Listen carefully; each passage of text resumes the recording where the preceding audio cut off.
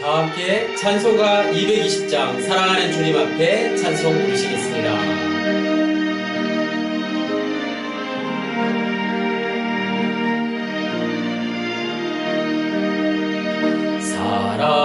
사랑하는 주님 앞에 형제자매 한자리에 크신 은혜 생각하여 즐거운 찬송 부르네. 내 주 예수 본을 받아 모든 사랑 내 몸같이 환난 근심 위로하고 진심으로 사랑하세. 사랑하는 주님 앞에 온갖 충성 다 바쳐서 괴로우나 즐거우나 주님만 힘써 섬기네. 우리 주님 거룩한 손 제자들의 발을 씻어 남 섬기는 종의 도를 몸소 행해 보이셨네. 사랑하는 주님 예수 같은 주로 섬기나니 한 피바다 한 몸임 형제여 친구들이여 한 몸같이 친밀하고 마음으로 하나 되어 우리 주님 크신 뜻을 진성으로 준행하세.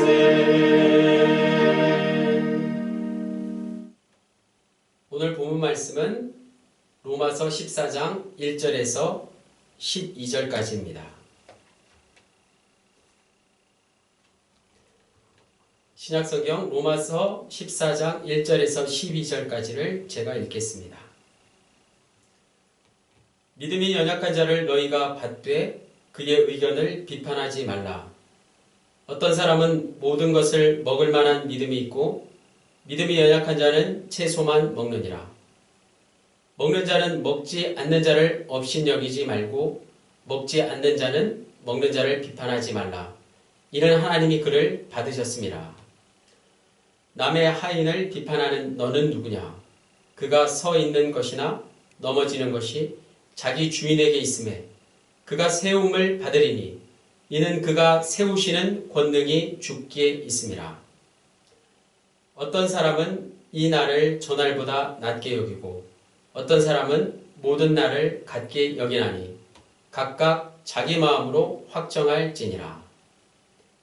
나를 중히 여기는 자도 주를 위하여 중히 여기고 먹는 자도 주를 위하여 먹으니 이는 하나님께 감사하며 먹지 않는 자도 주를 위하여 먹지 아니하며 하나님께 감사하느니라. 우리 중에 누구든지 자기를 위하여 사는 자가 없고 자기를 위하여 죽는 자도 없도다. 우리가 살아도 주를 위하여 살고 죽어도 주를 위하여 죽나니 그러므로 사나 죽으나 우리가 주의 것이로다. 이를 위하여 그리스도께서 죽었다가 다시 살아나셨으니 곧 죽은 자와 산 자의 주가 되려 하시니라. 내가 어찌하여 내 형제를 비판하느냐? 어찌하여 내 형제를 업신여기느냐? 우리가 다 하나님의 심판대 앞에 서리라. 기록되었으되 주께서 이르시되 내가 살아노니 모든 무릎이 내게 꿇을 것이요 모든 혀가 하나님께 자백하리라 하였느니라. 이러므로 우리 각 사람이 자기 일을 하나님께 짓고 하리라. 아멘. 사나 죽으나 주의 것. 오늘을 사는 우리가 살고 있는 시대는 다양성이 지배하고 있습니다. 서로의 인격과 개성을 존중해주고 특히 강한 자나 부유한 자가 약한 자와 가난한 자를 함부로 할 수 없는 누구나 평등한 사회입니다. 그걸 증명이라도 하듯이 대한민국 헌법 제11조 1항에 모든 국민은 법 앞에 평등하다 라고 명시되어 있습니다. 실제로 조선시대 양반과 노비시대에는 상상할 수 없는 일들이 지금 대한민국에서 벌어지고 있습니다. 누구든지 노력해서 한 분야의 전문가가 되면 경제적인 부와 동시에 사회적인 지위를 얻게 됩니다. 하지만 누구나 노력하면 잘 살 수 있는 시대라는 말을 듣게 되면 두 가지 상반된 느낌이 드는 게 사실입니다. 그런 말은 책에 나오는 말이고 어릴 적부터 교육을 받았기 때문에 이미 잘 알고 있다고 스스로 인정하게 됩니다. 동시에 노력을 해도 실제로는 어디 그러냐고 따질 수 있습니다. 그렇다면 오늘 본문을 통해서 우리의 현실을 어떻게 극복할 수 있을지 함께 생각해 볼 수 있기를 원합니다. 9월 둘째 주일이자 교회력으로 창조절 둘째 주일의 성서일과 중에서 또 다른 본문인 마태복음 18장 21절에서 35절에 보면 용서에 관한 유명한 이야기가 나옵니다. 베드로가 예수님에게 이렇게 물었습니다. 형제가 내게 죄를 범하면 몇 번이나 용서해주면 됩니까? 율법에 나오는 대로 7번 용서해주면 됩니까? 이에 대한 주님의 대답은 7번뿐만 아니라 7번을 70번까지라도 할지니라. 그동안 우리는 신앙생활을 하면서 베드로처럼 여전히 율법을 의식하면서 살았는지 모릅니다. 아니, 베드로처럼 여전히 율법주의적 사고에서 벗어나지 못한 채 살아가고 있는지 모릅니다. 진정한 용서에 대한 또 다른 예는 이창동 감독의 밀양이라는 영화에서 잘 설명해 줍니다. 주인공 이신혜는 자신의 아들을 유괴해서 살해한 이웃집 남자를 신앙의 힘으로 용서하러 교도소에 찾아갑니다. 그런데 원수와 같은 살인범을 용서하기 전 그녀에게 들린 대답은 이러했습니다. 하나님께서 이미 저를 용서해 주셨습니다. 용서를 결심하고 면회를 갔는데 유괴 살인범이 이미 하나님에게 용서와 구원을 받았다는 소리를 듣고 그녀는 그 사람은 이미 용서를 받았다고 합니다. 그런데 내가 어떻게 다시 그 사람을 용서할 수 있겠습니까? 라고 절규합니다. 영화 밀양에서 말하는 용서는 하나님의 용서뿐만 아니라 동시에 인간의 용서를 강조하고 있습니다. 중요한 것은 형식적으로만 용서를 구하는 것은 하나님과 인간 모두에게 진정한 용서를 얻을 수 없다는 것입니다. 오늘 본문 로마서 14장 1절에서 2절에 어떤 사람은 모든 것을 먹을 만한 믿음이 있고 믿음이 연약한 자는 채소만 먹는다는 말이 나옵니다. 이 구절을 문자적으로만 해석하면 믿음이 좋은 사람은 아무거나 가리지 않고 잘 먹는 사람일 테고 믿음이 없는 사람은 채소만 먹는 사람일 것입니다. 오늘 우리가 육식을 하는 건 전혀 이상한 일이 아닙니다. 또 누가 채식주의자라고 해서 이상하게 생각하거나 미워하지 않습니다. 그런데 본문의 배경인 로마 시대 기독교 공동체 안에서는 채식주의자와 육식주의자들이 서로 다투었다는 것입니다. 바울이 언급한 당시 채식주의자는 구체적으로 어떤 사람이었을까요? 율법을 잘 지키고 경건한 삶을 살기 위해서 육식을 하지 않았을 수도 있고 현실적으로 실제로 가난해서 고기를 먹지 못했을 수도 있습니다. 그런데 바울은 그들을 가리켜서 믿음이 약한 사람이라고 했습니다. 반대로 육식을 하는 사람들을 믿음이 강한 사람이라고 보는 것은 말씀을 지나치게 확대해서 해석하는 것일 수 있습니다. 생각해 보니까 오늘 우리의 믿음이 좋다거나 약하다거나 하는 것은 올바른 표현이 아닙니다. 왜냐하면 우리의 믿음의 대상이 하나님이시기 때문에 하나님만이 우리의 믿음을 판단하실 수 있습니다. 본문에 나오는 채소만 먹고 산다는 것은 어떤 규칙을 지킨다는 뜻입니다. 바울이 말하고자 하는 것은 어떤 규칙, 즉 율법 같은 데 묶여서 자유롭지 못한 것을 그렇게 표현한 것입니다. 믿음이란 자유가 확대되고 심화되는 것을 말하는데 그것이 제한되기 때문에 채식주의자의 삶을 가리켜서 믿음이 약하다. 더 적절한 표현으로는 성숙한 믿음이 아니다라고 말한 것입니다. 다시 말해서 예수 그리스도를 믿는 기독교인들이라 할지라도 서로 다른 방식으로 살아갈 수밖에 없다는 것을 사도 바울은 말씀하고 있습니다. 3절에서 4절에 먹는 자는 먹지 않는 자를 업신여기지 말고 먹지 않는 자는 먹는 자를 비판하지 말라. 이는 하나님이 그를 받으셨음이라. 남의 하인을 비판하는 너는 누구냐? 그가 서 있는 것이나 넘어지는 것이 자기 주인에게 있음에 그가 세움을 받으리니 이는 그를 세우는 권능이 주께 있음이라. 아멘. 한마디로 남을 비판하지 말라는 것은 1절에 이어서 반복되고 있는 것처럼 지극히 윤리적이고 도덕적인 가르침입니다. 이런 교훈적인 내용은 이미 학교에서도 우리가 많이 배웠고 또 요즘에도 인기 강사들의 주된 메뉴입니다.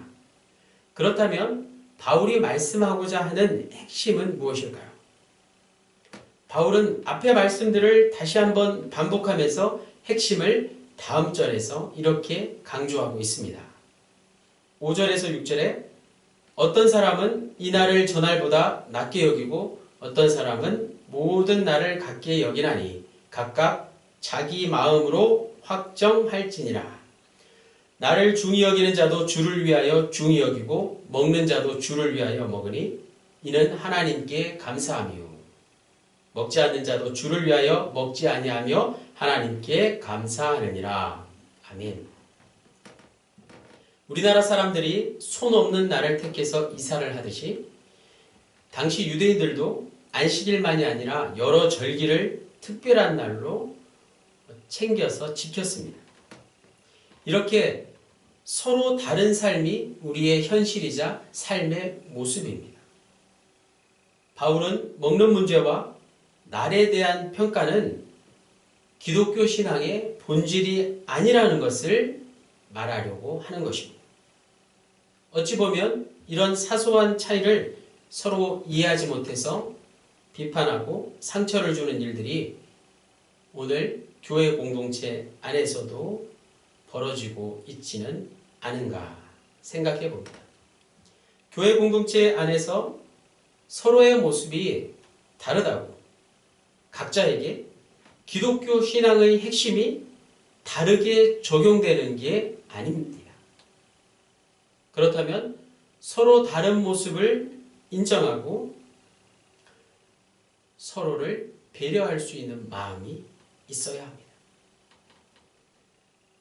서로 다른 모습을 인정하지 않으므로 공동체의 일치를 해치지 말아야 한다는 말씀입니다. 그동안 우리나라는 단일민족이라는 순수 혈통을 매우 자랑스럽게 여겨왔습니다. 그러나 역사적으로 볼 때 중국과 몽골, 일본 등 주변 강대국들의 침략이 끊이지 않았던 상황을 볼 때 우리 민족이 다른 민족과 한 번도 혼혈한 적이 없다는 것은 일리가 없을 뿐만이 아니라 증명할 수도 없습니다. 오히려 세계화와 다문화 시대의 이러한 역사적 정황을 숨기려는 것이 더 순수하지 못합니다. 서로 다른 방식으로 살아가는 것 자체는 아무 문제도 되지 않습니다. 그 다양성의 일치를 파괴하는 것이 바로 심각한 문제입니다. 당시 로마 교회뿐만이 아니라 지금의 교회들은 훨씬 더 사소한 것으로 서로를 비판하는 게 아닌가 생각해 봅니다. 안타깝지만 이런 삶의 태도는 우리 사회 속에서도 만연해 있습니다. 사회의 소외계층에 속한 사람들을 향한 멸시가 오히려 우리의 삶을 파괴시키고 있다는 것을 분명히 알아야 할 것입니다. 7절에서 8절에 우리 중에 누구든지 자기를 위하여 사는 자가 없고 자기를 위하여 죽는 자가 없도다. 우리가 살아도 주를 위해서 살고 죽어도 주를 위하여 죽나니 그러므로 사나 죽으나 우리는 주의 것이로다. 아멘. 오늘 말씀의 요절이자 가장 핵심이 되는 말씀입니다. 어떻게 하면 오늘 우리가 서로의 다양성을 인정하고 서로 배려하면서 하나된 공동체를 이루어 나갈 수 있느냐에 대한 답이 될 수 있는 말씀입니다. 우리는 나를 위하여 살고 죽는 게 아니라 주를 위하여 살고 죽는 존재들입니다. 교회 공동체의 존재 목적은 나를 위해 살고 나를 위해 죽는 데 있지 않습니다. 내가 경제적인 부를 누리며 오래 건강하게 살기 위해서 우리 공동체가 세워진 게 아닙니다. 또 나의 인격 수양을 위해서 소위 개인의 품위 유지를 위해서 교회가 세워진 것은 더더욱 아닙니다. 교회의 주인은 내가 아니라 예수 그리스도이시기 때문입니다. 9절에 이를 위하여 그리스도께서 죽었다가 다시 살아나셨으니 곧 죽은 자와 산 자의 주가 되려 하시니라. 아멘. 예수 그리스도는 살아있는 사람이나 죽은 사람 모두에게 주님이십니다. 이것을 위해서 그리스도는 죽었다가 다시 부활하셨습니다.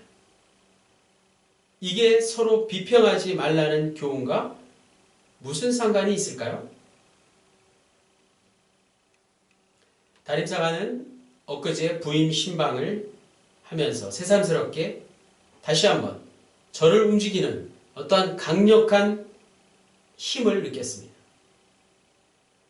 내가 살아있음을 느끼는 생명과 같은 것을 느꼈습니다. 그리스도인에게 십자가와 부활이 바로 생명이라는 말씀입니다.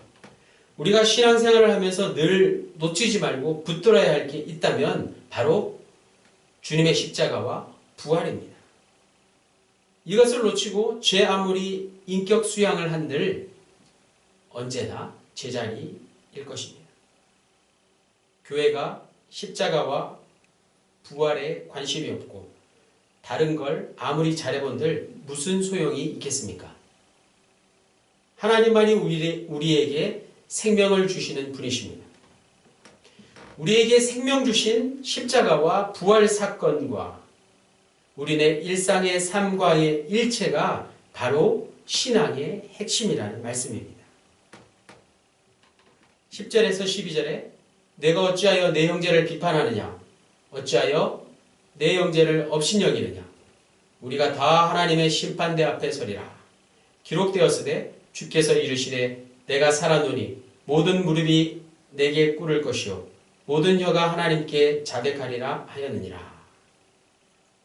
이러므로 우리 각 사람이 자기 일을 하나님께 짓고 하리라. 아멘. 우리가 서로 비난하거나 무시하지 말아야 할 이유를 가장 적극적이고 동시에 종말론적인 관점에서 결론 짓고 있습니다. 사람이 사람을 판단하는 게 아니라 최종적으로 하나님이 사람을 판단하신다는 것을 아는 사람은 더 이상 자기 기준에 따라서 남을 비판할 수 없습니다. 동시에 예수 그리스도가 우리를 심판하신다는 말은 우리의 생명이 그때 비로소 완성된다는 뜻입니다. 지금 우리는 종말에 어떻게 생명이 완성될지 제대로 아는 게 별로 없습니다. 생명의 신비를 제대로 밝히지 못했습니다. 다만 예수 그리스도의 부활 생명을 통해서 우리도 부활에 참여한다는 사실만을 약속으로 믿고 살아갑니다. 기독교 신앙은 생명의 신비를 최후 심판을 통해서 확실하게 알게 될 것이라고 믿는 것입니다. 하나님의 심판대를 오늘 여기서 자신의 삶과 일치시켜 살아가는 사람이라고 한다면 오늘 나와 다른 방식으로 살아가는 형제에 대해서 어떤 태도를 취할 수 있을까요? 그러므로 오늘 우리는 사나 죽으나 주의 것이라는 그리스도인의 정체성을 확실히 기억해야 합니다. 남을 비판하지 말라는 교훈이 먼저가 아니라 우리는 주님의 소유라는 영적인 각성을 먼저 해야 합니다. 우리가 속해 있는 합동영문 공동체는 다양한 사람들이 함께 모여서 신앙생활을 하고 있습니다. 이를 좀 다르게 표현해 보겠습니다. 어떤 이는 고기를 먹을 형편이 되고 어떤 이는 고기를 먹을 수 없는 형편입니다. 어떤 이는 사회적으로 높은 지위에 있고 어떤 이는 상대적으로 낮은 위치에 있습니다.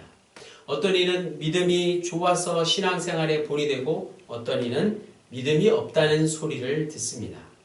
어떤 이는 인격이 훌륭하고 어떤 이는 그렇지 않습니다. 그러나 이 모든 사람들에게 주님은 이렇게 말씀하셨습니다.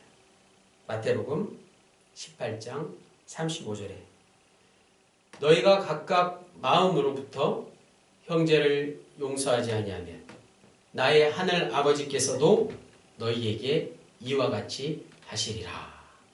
아멘. 사나 죽으나 주님의 소유인 합덕영문 공동체가 될 수 있기를 주님의 이름으로 간절히 축원합니다. 아멘. 기도하시겠습니다. 하나님, 이 세상의 모든 것은 아무리 그럴듯해 보여도 얼마 가지 않아서 낡고 늙고 병들고 그리고 소멸할 수밖에 없습니다. 하나님만이 참되게 존재하시는 유일한 분이십니다. 우리는 하나님을 통해서만 참된 생명을 얻는다는 사실을 믿습니다. 사람은 겉모양만 바꿀 수 있을 뿐이지 생명 자체에는 손을 댈 수 없습니다. 아무리 많은 소유와 업적과 기술을 쌓아도 참된 만족과 행복을 누릴 수 없습니다. 언젠가는 모든 것을 잃게 된다는 사실만을 영혼 가득 확인할 뿐입니다. 지금 이 순간만이 아니라 세상에 태어날 때부터 세상을 떠날 때까지 우리의 일생 전체의 삶이 그리고 일상에서 벌어지는 모든 일들이 하나님의 손길에 달려 있음을 믿습니다. 생명의 주 예수 그리스도의 이름으로 기도하였습니다. 아멘.